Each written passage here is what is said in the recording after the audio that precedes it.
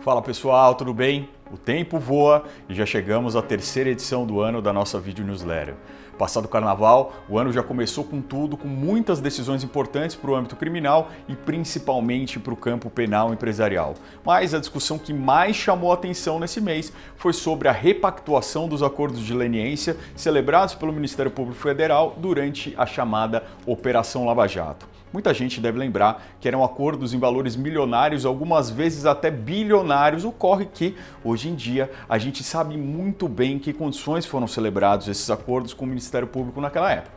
Para além disso, muitas questões jurídicas permeiam esse assunto. Então, a gente vai aproveitar a newsletter desse mês para fazer um giro sobre os acordos de leniência. Vamos lá?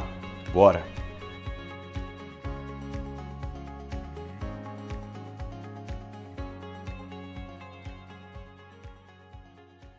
Acordo de leniência, da Lei Anticorrupção até a Lava Jato. Até 2013, o Brasil não possuía um marco legal sobre o acordo de leniência com pessoas jurídicas para casos de corrupção. A experiência de resolução consensual de infrações já vinha dando muito certo no âmbito da defesa da concorrência, com muitos casos sendo resolvidos de maneira célere e eficiente pelo CAD, o Conselho Administrativo de Defesa Econômica.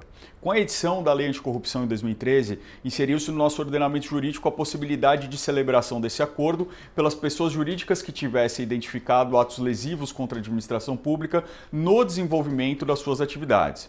O artigo 16 da lei previa, no entanto, que quem poderia celebrar esse acordo seria a autoridade máxima de cada órgão ou entidade pública, ou seja, eram os órgãos do Poder Executivo que deveriam pactuar esses acordos com uma indicação expressa na lei de que, no Poder Executivo Federal, essa atribuição seria da CGU, a Controladoria Geral da União.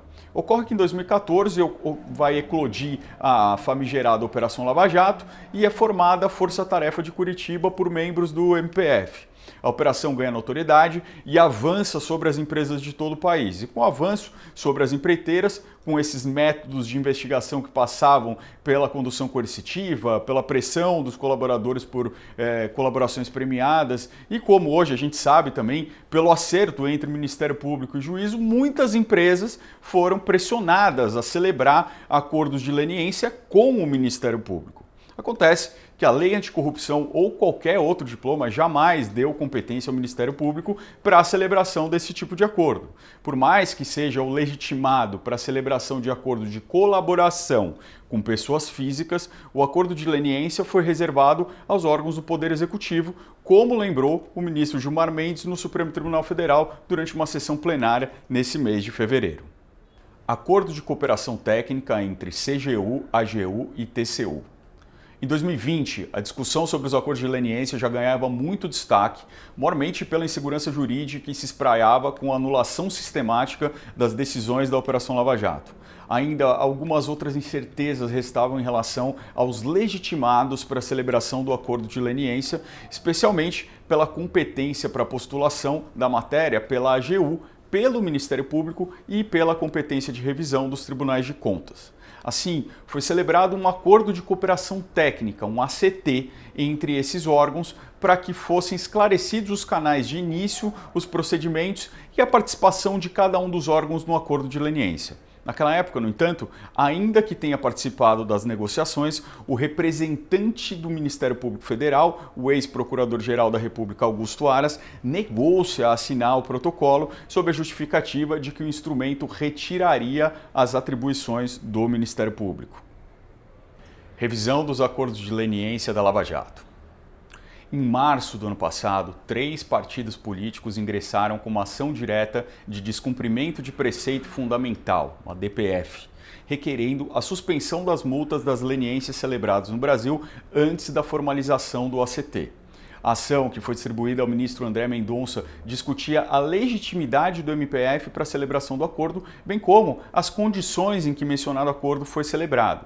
O ministro André Mendonça determinou então a realização de audiências públicas com os interessados, nas quais foram arguidos pontos importantes como a revisão de entendimento sobre determinadas condutas que passaram a não ser vistas mais como ilícitas ou como alguns ilícitos menores, como eleitorais. ainda arguiram a abusividade de alguns valores e a anulação de provas da Operação Lava Jato. Assim sendo, no mês passado, o ministro deu o prazo de 60 dias para que fossem repactuados os acordos de leniência das empresas que foram celebrados com o MPF. Os acordos celebrados com a CGU não foram afetados por essa decisão. Paralelamente, em um pedido específico formulado pela JF Investimentos e aderido pela Odebrecht, o ministro Dias Toffoli concedeu uma medida liminar para suspender o pagamento das multas pactuadas nos acordos dessas empresas por conta das possíveis ilegalidades cometidas na condução de tais acordos e reveladas pelas mensagens interceptadas na famosa Operação Spoofing.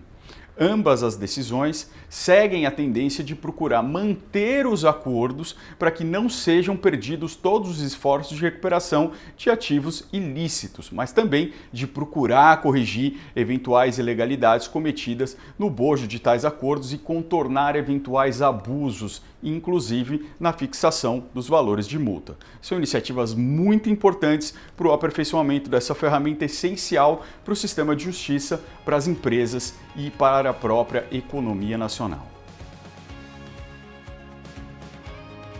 Então é isso aí, pessoal. Edição desse mês um pouco mais longa, mas o fato é que daria para escrever livros e livros sobre o tema. Mas a gente está aqui atento e a gente vai trazer as principais novidades para vocês. Um abraço a todas e todos e até mês que vem.